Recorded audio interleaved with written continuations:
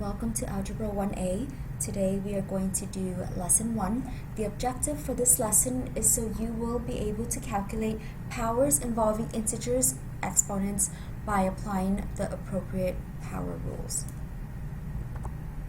So let's go ahead and review on what an exponent is. So that is an example. The 2 is a superscript, and that is what we call the exponent. The 6 is what we call the base. So what does that mean exactly?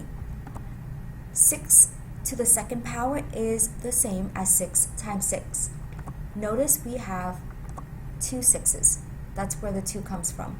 If that was to have an exponent of 3, that would mean 6 times 6 times 6, which would then be equal to 216. But this example is only equal to 36.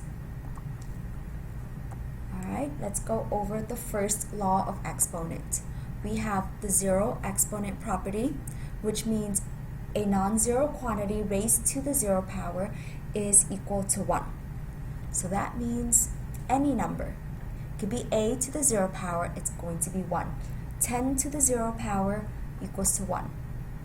5 to the 0 power is equal to 1. 12 to the 0 power is equal to 1. So it does not matter what it is, as long as it is non-zero.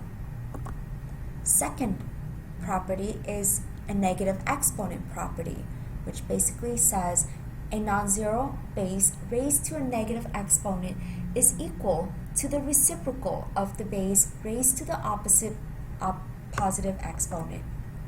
For example, we have a to the negative n power.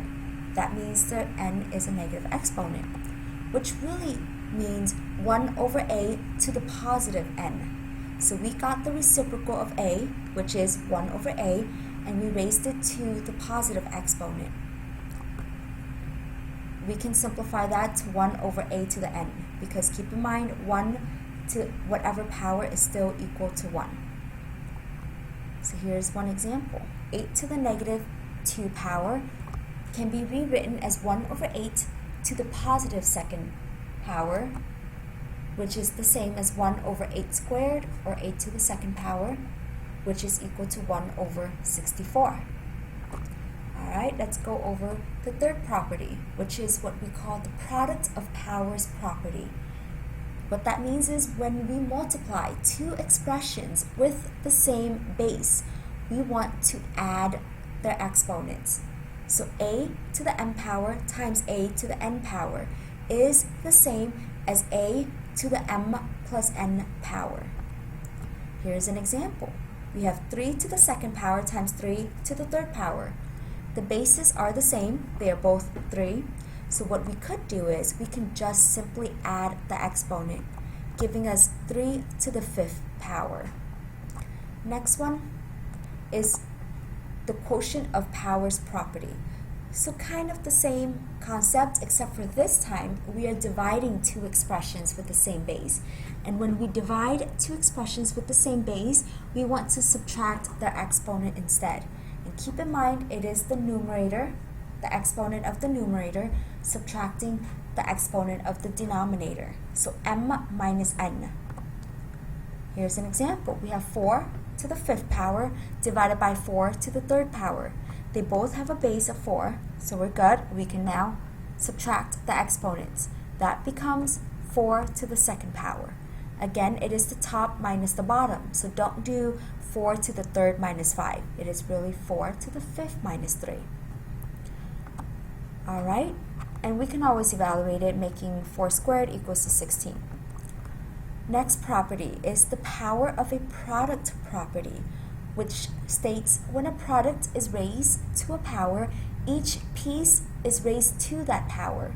So the property or the product is a times b, and it's both being raised to the m power. So we can separate that, which turns into a to the m power times b to the m power. Here's an example. We have 2x to the 3rd power. We can separate those two terms, making it 2 to the 3rd power times x to the 3rd power. We can actually evaluate the 2 to the 3rd, giving us 8x to the 3rd power.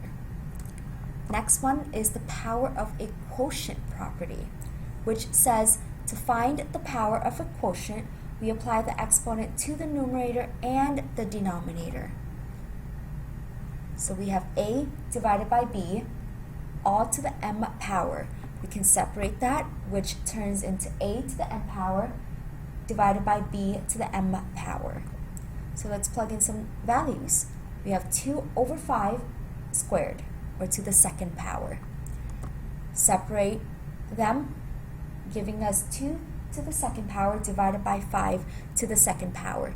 Now we can simply evaluate. That is 4 over 25. Alright, next property is called a power of a power, which just means when we raise a power to a power, we multiply the exponent. So remember, power to a power, this is the first power, and this is the second power. So what we're doing is we are multiplying them. It turns into a to the m times n. Here's an example. We have x to the second to the third power. So all we're doing is multiplying the 2 and the 3 together, giving us x to the 6th power. Alright, here's an example. It says simplify the expression. We have 6 to the second power times 6 to the negative 4 power. So we want to ask ourselves, which law of exponent are we going to use? So if you notice, there's a product, there's a multiplication symbol right here, and there's 2 powers. So that means we need to use the product of powers property, which states a to the m times a to the n is simply equal to a to the m plus n. So let's plug in, instead of a, this time we're going to plug in 6. Instead of m, we are going to plug in 2. Again, a is 6, n is negative 4. So all we have to do is add the 2 exponents together, which gives us 6 to the negative 2 power, and that is going to be the final answer. Alright, let's take a look at another example. This time we have variables in there, but they did say evaluate the expression, giving us y equals to 9. So what we need to do first is substitute. Instead of a y, we are going to plug in a 9 for that spot. So we have 9 minus 2. Do you notice right there, the y and the 9, y and the 9. So y, or 9, minus 2 to the negative 4th power times 9 minus 2 to the 7th power. Now we can simplify. Do what's inside the parenthesis first, giving us 7 to the negative 4th power and 7 to the 7th power. Now we can use the property. A to the m times a to the n equals a to the m plus n. So all we're really doing is adding the exponents together, giving us 7 to the 3rd power. That is our final answer. Alright, we have another expression. This time it's one expression. This one, we're going to use the property that says a to the negative n power is equal to 1 over a to the n power. What we're going to do is substitute. Instead of a, we're going to put in negative 5. So we have negative 5 to the negative 5 power. Make it into a positive exponent by getting the reciprocal of negative 5, which is 1 over negative 5. Raise that to the 5th power, which is equal to 1 over negative 3,125. So if you type that into a calculator, you will get a negative 3,125. If you want to do it by hand, you're more than welcome to. Alright, here's another example. This time we want to simplify the expression. Again, we assume all variables are non-zero, just like we mentioned earlier. Alright, so now we have power of a power, because we have a whole bunch of powers. We have powers here, and an invisible one right there. So we're going to separate them.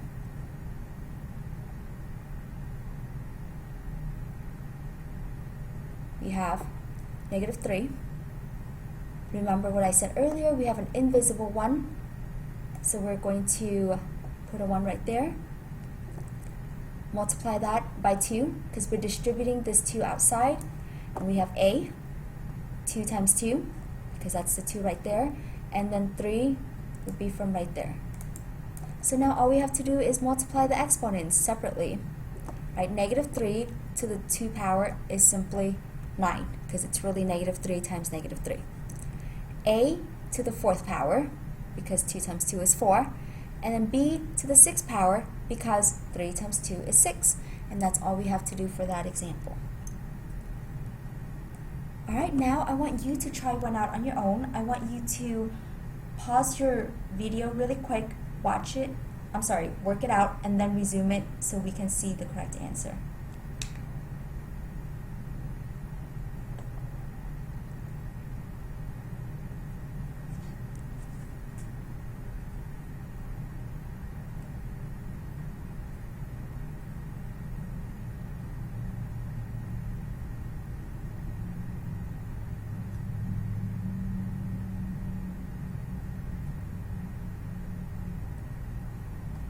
Alright, so let's try out this question.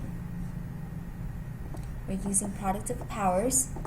So I just put parenthesis, but you can get rid of the parenthesis and then put a multiplication symbol, and that works as well. Parentheses also means multiplication when there's no other symbol in between the terms.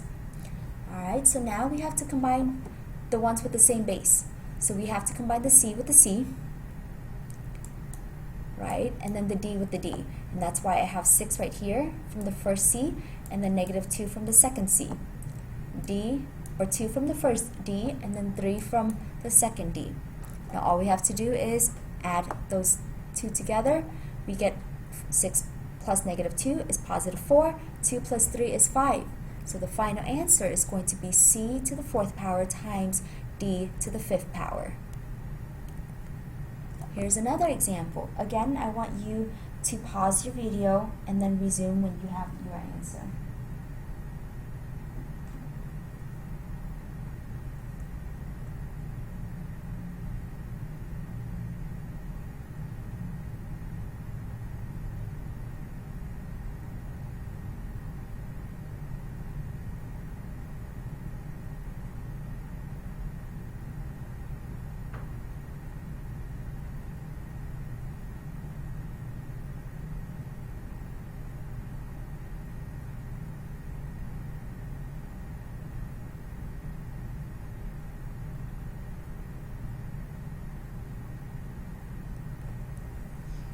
Alright, this one is going to be the quotient of powers property, because we're dividing the expressions this time. And again, we want to make sure we separate the bases, because A and B are not the same. So keep in mind, there's no exponent, it is an invisible 1, and that's why we have 4 minus 1 for the A, and then we have 7 minus negative 2 for the B. 4 minus 1 is 3. 7 minus negative 2 is positive 9.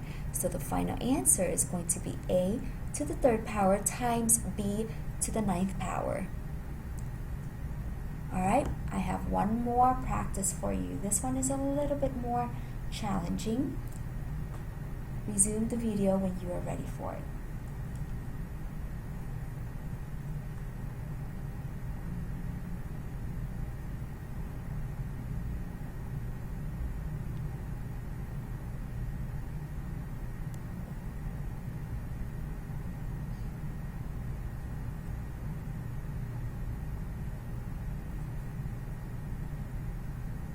Alright, so we're going to distribute that 2 right there to every term.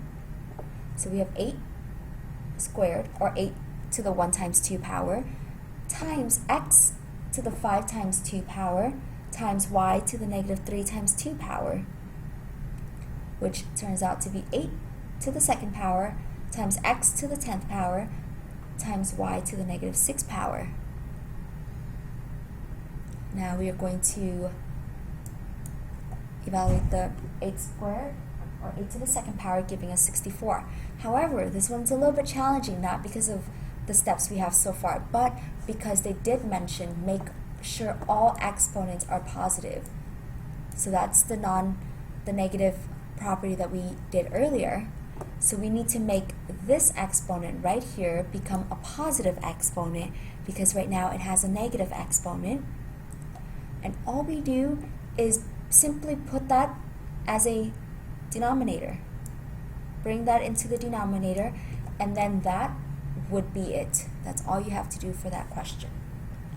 And that is all that we have for this lesson. If you have any questions regarding any of the workbook questions or the checkpoint or even my PowerPoint, feel free to reach out to me. I would love to help you out.